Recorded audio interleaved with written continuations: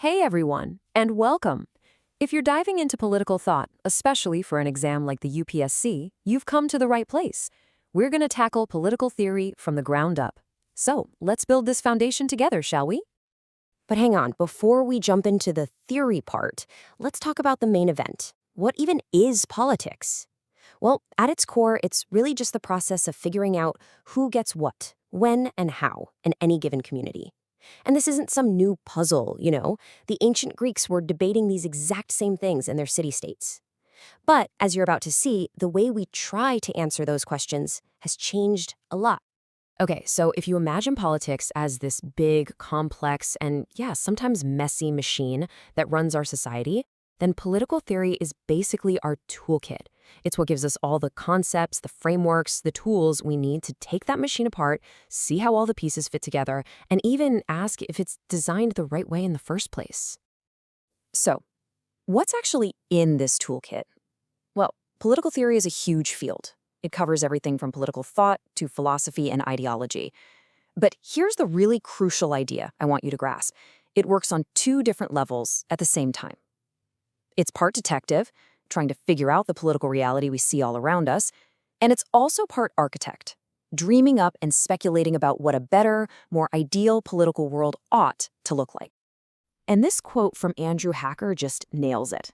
It perfectly captures the spirit of what we're talking about. Political theory isn't about finding one single final correct answer. Nope. It's a living, breathing, never-ending conversation where thinkers across centuries are constantly debating, challenging, and building on each other's ideas. Now, this leads us to a classic question that, let's be honest, trips up a lot of students. What's the actual difference between political theory and political science? I mean, they sound almost the same, right? But their goals and their whole approach are actually pretty different. Let's clear this up. Think of it this way. Political science often acts like a reporter. It gathers the facts, the data, the empirical evidence to tell us what is happening and how it's happening. But political theory, it wears two hats. It's both a reporter and a philosopher. It doesn't just stop at the facts. It takes a step back and asks why things are the way they are. And, most importantly, it asks that big moral question, should they be this way? And that distinction right there leads us straight into the central tension, the great debate, at the very heart of political theory itself. It's this constant push and pull between describing the world as it is versus prescribing how it ought to be. This tension creates two totally different approaches. So on one side, you have the normative approach. Think of this as the architect's blueprint for a new building. It's all about values, morality, and ideals. It asks, what would a perfect society look like? The goal is to design a better political world. Then on the other side, you have the empirical approach. This is more like a photograph. It just captures reality exactly as it is, using observable facts to describe what's happening, without saying if it's good or bad. For example, a normative theorist is going to ask those big questions. What does justice really mean? What are the fundamental principles that a truly just society should be built on? See, they're trying to set up an ideal, a moral gold standard for us to aim for. Now, an empirical theorist, looking at the very same society, would ask a completely different kind of question. They'd say, okay, let's pull the data from the last election and describe exactly how this specific group of people voted. Notice the difference?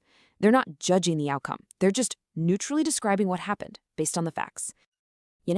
This back and forth between the is and the ought isn't just some abstract debate.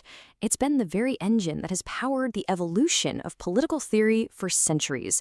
It's a fascinating journey. So if we go way back to the classical era, thinkers like Plato and Aristotle were deeply normative. They believed the whole point of the state was to make its citizens good and virtuous. Then, boom, the modern period hits, and thinkers like Machiavelli completely flipped the script. He basically said, look, if you want to understand power, you have to look at how leaders actually act, not how they should act. And this scientific way of thinking really took over after World War II with the rise of behavioralism, which pretty much tossed out all the philosophical stuff and focused only on what could be measured and observed. Okay, so why is it so incredibly important to get these distinctions straight, especially for those of you with your eyes on an exam like the UPSC? Well, because this isn't just abstract academic stuff. This is the bedrock of real political analysis. At the end of the day, political theory is what gives you that mental framework to make sense of our incredibly complex world. It's the lens that lets you look at institutions and ideologies and critically evaluate them instead of just taking them at face value. It seriously sharpens your ability to build a solid, logical argument. And maybe most importantly, it forces all of us to wrestle with one of the biggest questions out there. What does a good society actually look like?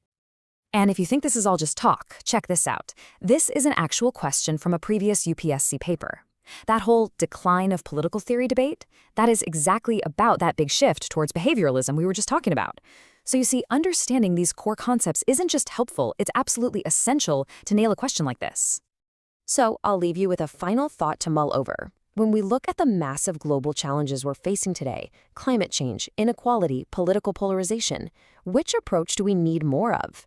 Is it enough to just have a crystal clear, factual understanding of what is happening? Or do we desperately need a bold moral vision for what ought to be? Maybe the biggest challenge of all is figuring out how to master both.